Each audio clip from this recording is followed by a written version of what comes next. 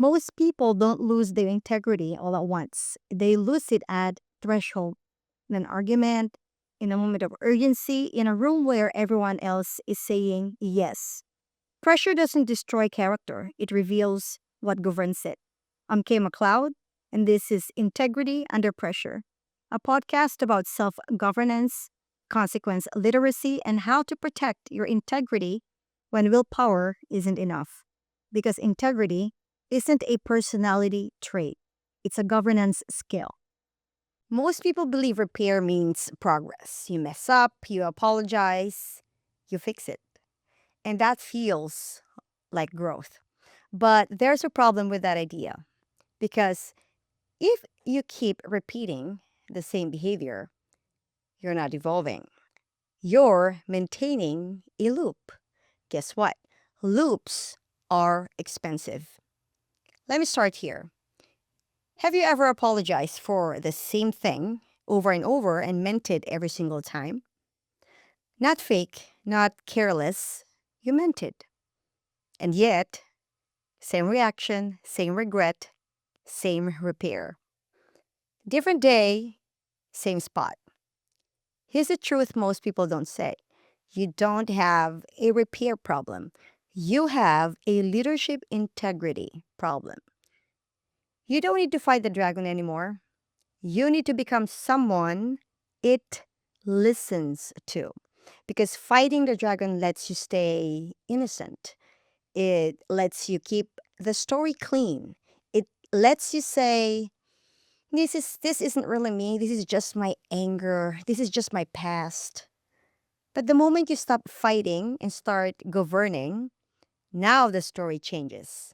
Now you are responsible for what the dragon does. Not in a shame way, in an authority way. And if something tightens in your chest hearing that, good. That's the exact threshold this conversation is for. Because we live in a culture that rewards conflict with self. We call it growth, we call it awareness, we call it healing. We notice our patterns and then we keep repeating them. We repair the same spot again and again and act like the repair is the work. Repair is good, but repair in the same spot is not evolution. And here's the danger. Repair without evolution will quietly destroy things while it looks like you're improving. Because you can become very skilled at repair, fluent in apologies, fluent in insight, fluent in I'm working on it, and still keep the same pattern doing the same damage, just with better language around it. That's the illusion. So let's make this real.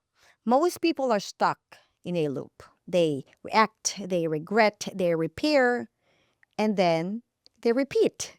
It looks like this. You snap in a meeting. You send that sharp email, and then you feel it right after. Sorry, that came out wrong. Next week, same thing. Or at home, you raise your voice over something small. You see the reaction on their face. You soften, you repair, and then 2 days later, same tone, same moment. And we call that growth. But if it's the same pattern, it's not growth. It's maintenance. It's maintaining a slow leak. And here's what that costs over time. Not dramatically, compounding. It shows up as distance, as conversations getting shorter, as people choosing what not to tell you. Your kids start filtering, they don't bring the full story. They bring the safe version of the story. Your partner does the same. Not because they don't love you, because they're managing the environment. Because somewhere they learned certain versions of you are unpredictable. So they adapt, they don't leave, they shrink. And over time, you don't lose the relationship, you lose the depth inside it. And that You cannot fix with another apology or another promise or another breakthrough moment. So let me say clearly, your issue is not the dragon is the ego. Your issue is who you have not yet become. Because dragons don't respond to negotiation, they respond to hierarchy, they respond to who's in charge. And most people are not in charge of themselves. They are in conversation with themselves, in conflict with themselves, in therapy with themselves, but not in governance. Let me make that simple. Governance means you are in charge of what you do when you're triggered. Now, let's bring this into real life because this is not theory. This is a kitchen moment. Kids are loud, the day has already taken too much. Something small happens, a spill, a tone, a delay, and suddenly you're sharp. Not intentional, but reactive. And immediately you feel it. I'm so sorry. I'm sorry, I didn't mean it. I love you. And that matters, but the child learns something too. They learn the emotional climate can shift quickly. They learn to track your mood. And tracking a parent's mood is how hypervigilance begins, even in loving homes, even with repair, because repair can coexist with damage. Same in relationships. When you use threat, even occasionally, you make the ground unstable. And people don't relax on unstable ground. So they adapt. They don't leave, they shrink. They stop bringing certain things to you. They choose the safer version of the truth.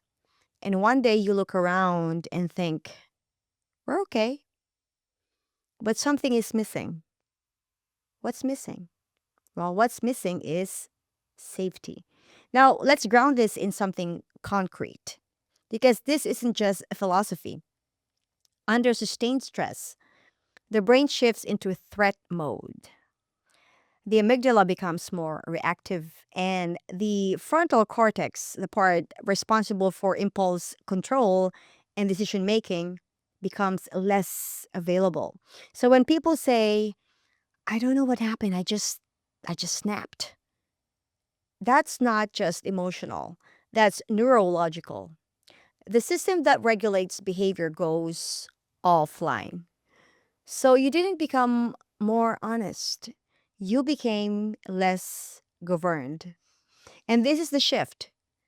The goal is not to feel less, the goal is to stay in charge when you feel more.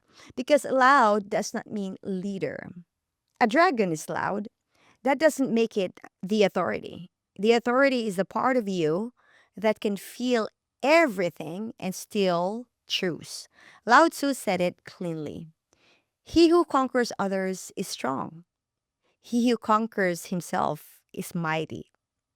That's a distinction. So, what does this look like in practice? Let's make this operational. Three moves. First, you gotta catch the moment, not after, during. That surge, that tightening, that's your signal. That's the moment most people miss. Second, create space. Lower your volume, say less, or step away for 60 seconds. Not to avoid, to stay in command. Sometimes the most powerful move is not saying the thing you are about to say. Third, hold a line. This is not how I lead. Not, I'll try. Not, I shouldn't. This is not how I lead. Because here's the real shift. Stop asking, why am I like this? Why am I like this? Start asking, what am I permitting? Because why can become a story, but permitting is leadership. If your child expects you might explode, you are permitting volatility. If your partner has heard threat language, you are permitting it. Not because you're a bad person, because you weren't governing that part yet. And governance begins when you remove permission. Now, let's talk about shame because this is where people get stuck. Shame says, I'm broken. I always mess this up. And it feels like accountability, but it's not. Shame keeps you in repair mode because if you feel bad enough, you can call it growth. But nothing changes structurally. Real accountability sounds like this: I am responsible for the environment I create. My emotions are real and they are not in charge. I do not discharge onto the people I love. That's leadership. And leadership is what the dragon responds to. Because the dragon is not your enemy, it's your power without direction. So when it says, just snap, just say it, just make them feel it, you respond with, this is not how I lead. And then you act accordingly. You may still feel anger, but you don't become harmful. You may still feel fear, but you don't become threatening. That's evolution. You will still repair sometimes, you're human, but repair becomes the exception, not the rhythm. And here's what you gain: self respect, not just feeling good about yourself, trusting yourself. Because you won't become dangerous when you're tired. And when that happens, your nervous system relaxes, your family relaxes, your relationships deepen.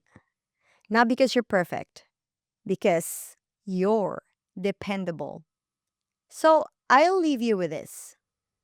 Where in your life are you still preparing the same spot and calling it growth? Because you're not yet willing to become the person who would stop causing that damage in the first place. Sit with that, not emotionally, structurally. And ask yourself, what would I no longer permit if I were truly responsible for what my dragon does? If this episode did anything, let it be this. You saw the pattern.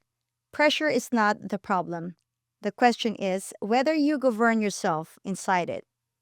Hold that and decide what you're no longer willing to do on autopilot. Because integrity isn't a personality trait, it's a governance skill. I'll see you on the next episode.